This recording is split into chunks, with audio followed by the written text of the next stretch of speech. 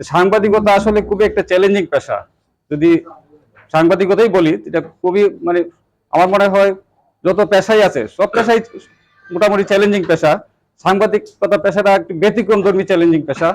এটা প্রতি মুহূর্ত আপনাকে প্রতিটি পাঠকের বা টিভি মিডিয়া যারা আছেন তাদের দর্শকের মানে মুখোমুখি হতে হয়। পাঠক আপনার পরীক্ষক, আমি মনে করি পাঠক আপনার পরীক্ষক। প্রতিটা সংবাদপত্রের পাঠক হচ্ছে আপনার সংবাদের পরীক্ষক, মানে সংবাদটা ভালো কি মন্দ, সংবাদটা সত্য কি মিথ্যা, মানুষ কিন্তু এগুলো যাচাই করতে পারে।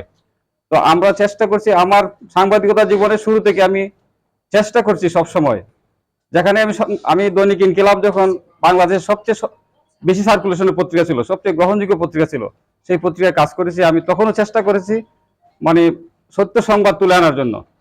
এবং আমরা যে সত্য সংবাদ তুলে এনেছি, যে একটু আমার সম্পর্কে বলা হয়েছে যে আমাদেরকে কারাগারে পাঠানো হয়েছিল, সুপ্রিম কোর্টের অ্যাপিলেট ডিভিশনের 6 জাজের মানে বিচারপতি ছিলেন।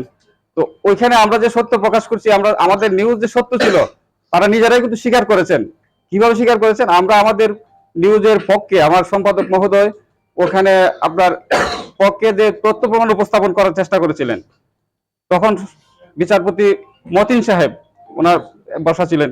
মতিন সাহেব প্রথম বলেছিলেন ট্রুথ ইজ নো ডিফেন্স, মানে আমরা যে সত্য লিখছি এটা কিন্তু আমাদের ডিফেন্স না। তাহলে ডিফেন্সটা কি?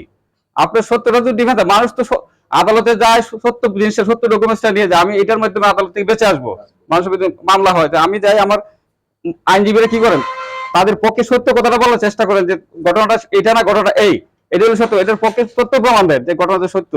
আমাদের পক্ষে আমাদের সম্পাদক মহোদয় নিজেই সত্য উপস্থাপন করেছিলেন। তখন মতিন সাহেব বলেছিলেন ট্রুথ ইজ নো ডিফেন্স। তার সাথে সাথে প্রধান বিচারপতি আসনে বসা ফজলুল করিম সাহেব ব্যাখ্যা করেছিলেন যে আমরা এখানে সত্য মিথ্যার জন্য যাচাইয়ের জন্য বসি নাই। তার মানে কি, এর মধ্যে স্পষ্ট হয়ে গেছিল বাংলাদেশের বিচার বিভাগকে ব্যবহার করে যে ফেসিবাদী সরকার, যে তখন কিন্তু 2010 সাল, আমরা তখন আজ করতে পারছিলাম যে সরকার বাংলাদেশের বিচার ব্যবস্থাকে কবজা করে তারা বাংলাদেশের শাসন ব্যবস্থাকে এক ব্যক্তির নিয়ন্ত্রণে নিতে চায়। পুরো শাসন ব্যবস্থাটা বাংলাদেশের যে একটা দেশের যে 3টে অঙ্গ থাকে, শাসন ব্যবস্থা, প্রশাসন, আইন বিভাগ এবং বিচার বিভাগ, সমস্ত কিছু ছিল এক ব্যক্তির হাতে। এক ব্যক্তির হাতে বিচার, ওই এক ব্যক্তির ইচ্ছা অনুযায়ী বিচারের রায় হতো, এটা অস্বীকার করার কোনো জন্য নাই। এক ব্যক্তির ইচ্ছা অনুযায়ী বাংলাদেশের পার্লামেন্ট সদস্য নির্বাচিত হতো, তিনি যাকে পছন্দ করে মনোনয়ন দিতেন তারাই নির্বাচিত হতেন। এবং প্রশাসন তো ওনার নিজের ইচ্ছা ছাড়া কোনো কিছু হলে, আপনাদের মনে আছে সবাই বলতো যে মাননীয় প্রধানমন্ত্রী এটা চেয়েছেন, মাননীয় প্রধানমন্ত্রী চেয়েছেন, এটা বিচার হবে। কোনো একটা দুর্ঘটনা খুন হলে বলতো যে মাননীয় প্রধানমন্ত্রী এটা নির্দেশ দিয়েছেন, মানে মাননীয় প্রধানমন্ত্রী যাকে নির্দেশ দেন শুধু সেই ঘটনার বিচার হবে, আর কেউ বিচার পাবে না। বাংলাদেশের অবস্থাটা সেই জায়গায় পৌঁছে গিয়েছিল।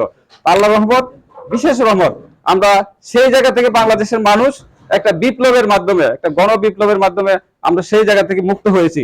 ইনশাআল্লাহ আমাদের এই যে মুক্ত, আমরা যে দ্বিতীয়বার স্বাধীনতা পেয়েছি, স্বাধীনতা রক্ষার জন্য আমাদেরও কিন্তু দায়িত্ব আছে, এবং তাদেরকে আমরা বসাই দিয়েছি এই আসনে বিপ্লবের পর। শুধু তাদের একা দায়িত্ব না, আমাদের সবার সম্মিলিত ভাবে আমরা যেভাবে সম্মিলিত সংগ্রাম করছি, এই সম্মিলিত সংগ্রাম দীর্ঘ 15 বছর বেশি সময় ধরে আমরা দীর্ঘ লড়াই করছি। আপনারা যারা রাজনীতিবিদরা এক পক্ষে রাস্তায় লড়াই করছেন, আমরা যারা সাংবাদিক আমরা চেষ্টা করছি আমাদের জায়গা থেকে আমরা লড়াই করার জন্য।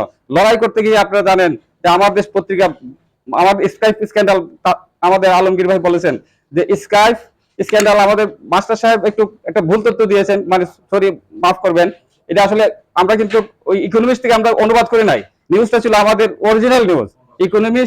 ইকোনমিস্ট তাদের মতো করে একটা সংক্ষেপ, তাদের মতো একটা সামারি প্রকাশ করেছে, আর আমরা হুবহু তাদের কনভারসেশনটা প্রকাশ করছি।